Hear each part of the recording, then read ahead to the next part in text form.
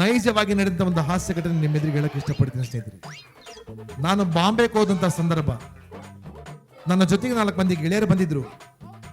ಬಾಂಬೆ ಬಂತು, train stop ಆಯ್ತು, luggage ತಗೊಂಡು ಕೆಳಗೆ ಇಳಿಬೇಕು ಅನ್ನೋಷ್ಟೊತ್ತಿಗೆ ಒಂದು 8-10 ಮಂದಿ ಇವರು ಒಳಗಡೆ ಎಂಟ್ರಿ ಅದ್ರಿ. मेरे अंगने में तुम्हारा क्या काम है, मेरे अंगने में तुम्हारा क्या काम है, हाय हाय मामो. ಒಳಗಡೆ ಎಂಟ್ರಿ ಆದ ತಕ್ಷಣ ನನ್ನ ಸ್ನೇಹಿತರ ಜೇಬ್ನ ಕೈ ಹಾಕಿ ದುಡ್ಡು ತೊಗೊಳಕತ್ತಿದ್ರು. ದುಡ್ಡು ತೊಗೊಳಕತ್ತಿದ್ರಲ್ಲ, ನಾನು ಮೇಲ್ಗಡೆ ಮಲ್ಕೊಂಡಿದ್ದೆ, ಬೆಡ್ಶೀಟ್ ತೆಗೆದು ನೋಡಿದೆ. ನೆಕ್ಸ್ಟ್ ಅಟ್ಯಾಕ್ ನನಗಾಯ್ತು. ಯಪ್ಪ ಯಾಕೆ ಬೇಕಲಿ ಅವ್ರು ಸವಾಸ ಬೇಡ ಅಂತೇಳಿ ಬೆಡ್ಶೀಟ್ ಹೊಚ್ಕೊಂಡೆ, ಮತ್ತೆ ಮಕ್ಕೊಂಡೆ. ಬಿಟ್ಟಾರ ನನ್ನವರು ಸೀದಾ ನನ್ನ ಹತ್ರ ಬಂದರು. ಅರೆ ಮಾಮ ಊಟ, ಅರೆ ಮಾಮ ಊಟ ಅಂತ ತಕ್ಷಣ ಬೆಡ್ಶೀಟ್ ತೆಗೆದೆ. ಕ್ಯಾಗೆ ಅಮ್ಮ ಅಂದೆ. ಕ್ಯಾಗೆ ಅಮ್ಮ ಅಂತ ಅವ್ರಿಗೆ ಗಾಬರಿ ಆಗ್ಬಿಟ್ರು. ತೋ ಹಮಾರಾ ಹೈ ಕ್ಯಾ ಸೋಜಾ ಅಂದ್ರೆ ನಿಮ್ಮ ಕಣ್ಣಿಗೆ ನಾನೇನ ಆ ಕಣ್ಣ ಕಾಣ್ತೇನೆ ಹೆಂಗ. ಇನ್ನು ಜೀವನದೊಳಗೆ ಎಂತ ಹಾಸ್ಯ ಘಟನೆಗಳು ಭಾಳ ಚಂದಾಗಿ ನಡೀತಾವ್ರಿ. ನೋಡ್ರಿ, ನಾನು ಹೇಳ್ತೀನಿ, ನಾನು ಹೋಗೋರಿಗೆ ಊಟ ಮಾಡಂಗಿಲ್ಲ. ಏನಂದಿ ದೋಸ್ತ, ನಿನ್ನ ಹೆಂಡ್ತಿ ನೀನು ಹೋಗೋರಿಗೆ ಊಟ ಮಾಡಂಗಿಲ್ಲ? ಅವಾ ಮಗನ ಹಂಗಾರ ನಿನ್ನ ಹೆಂಡ್ತಿ ನಿನ್ನ ಮೇಲೆ ಭಾಳ ಲವ್ ಎಲ್ಲಿ ತಂದಿಲ್ಲ ಹುಚ್ಚ. ನಾನು ಹೋಗಿ ಅಡಿಗೆ ಮಾಡೋರಿಗೆ ಹಾಕಿ ಊಟ ಮಾಡೋದಲ್ಲ ಅಂದವ.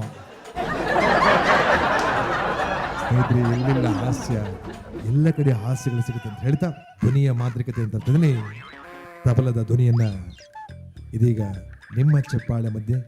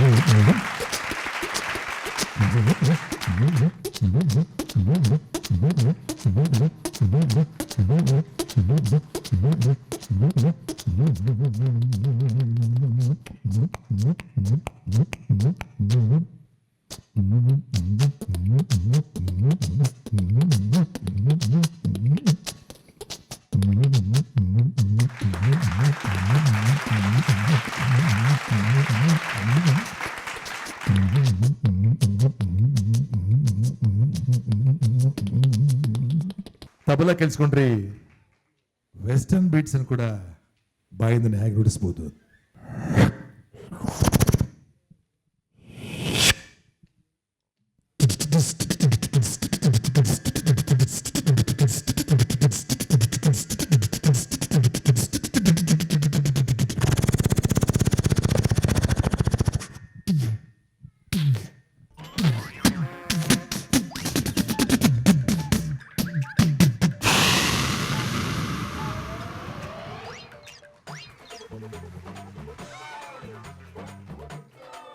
ಧನ್ಯವಾದ ಸ್ನೇಹಿತರೆ.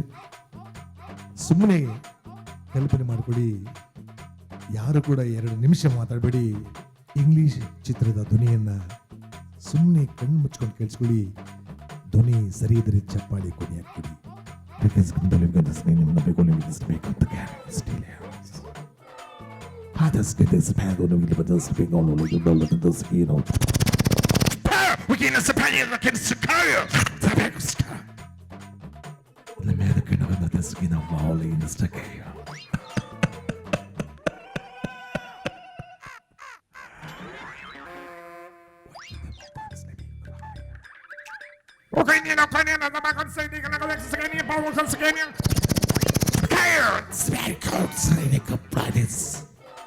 I cannot be those made of more regal than scare.